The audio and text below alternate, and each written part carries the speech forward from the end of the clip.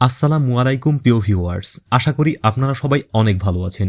Viewers, নবম pay স্কেলের দাবিতে এবার কঠোর কর্মসূচির পথে যাচ্ছে দেশের সরকারি কর্মচারীরা। 30 জানুয়ারি শুক্রবার সকালে রাজধানীর জাতীয় প্রেস ক্লাবের সামনে প্রতিবাদ সমাবেশ করেছে বাংলাদেশ সরকারি কর্মচারী দাবি আদায় ঐক্য পরিষদ। এই সমাবেশে সভাপতিত্ব করেন সংগঠনের মুখ্য সমন্বয়ক মোহাম্মদ ওয়ারেস আলী এবং স্বাগত বক্তব্য রাখেন সমন্বয়ক মোহাম্মদ মাহমুদুল হাসান। সমাবেশে অংশ নেওয়া বিভিন্ন সংগঠনের নেতারা দ্রুত সময়ের মধ্যে নবম পে স্কেলের গেজেট প্রকাশ এবং 1 জানুয়ারি থেকে তা কার্যকর করার জোর দাবি জানান।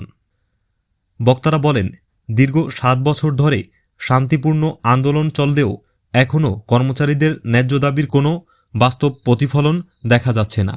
গত 5 ডিসেম্বর লক্ষাধিক কর্মচারীর অংশগ্রহণে মহাসমাবেশে অনুষ্ঠিত হলেও 15 ডিসেম্বরের মধ্যে গেজেট প্রকাশের যে আশ্বাস ছিল তা বাস্তবায়িত হয়নি।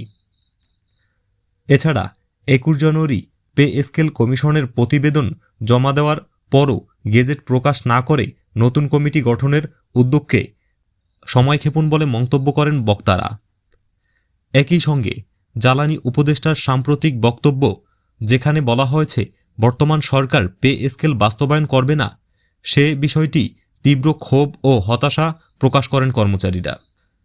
সমাবেশ থেকে প্রধান উপদেষ্টার দৃষ্টি আকর্ষণ করে বলা হয়, বর্তমান বাজার দরের সঙ্গে সামঞ্জস্য না থাকায় সরকারি কর্মচারীরা পরিবার পরিজন নিয়ে মানবেতর জীবনযাপন করছেন।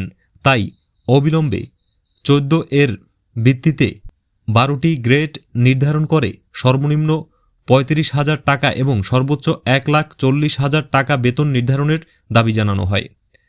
এছাড়া 2015 সালের পে স্কেলে বাতিল হওয়া 3টি টাইম স্কেল ও সিলেকশন গ্রেড পুনর্বহল, বেতন জ্যেষ্ঠতা রক্ষা, স্বায়ত্তশাসিত প্রতিষ্ঠানে পেনশনের ব্যবস্থা, গ্র্যাচুইটির হার শতভাগ করা, ব্লক পোস্টে কর্মকর্তাদের নিয়মিত উচ্চতর গ্রেড প্রদানসহ মোট 7 দফা দাবি উত্থাপন করা হয়। সমাবেশে সংহতি জানিয়ে বক্তব্য রাখেন জাতীয় সংসদ, সচিবালয়, সুপ্রিম কোর্ট, বিশ্ববিদ্যালয় কর্মচারী সংগঠন, প্রাথমিক শিক্ষক ঐক্য পরিষদ সহ 35টিরও বেশি সংগঠনের নেতারা।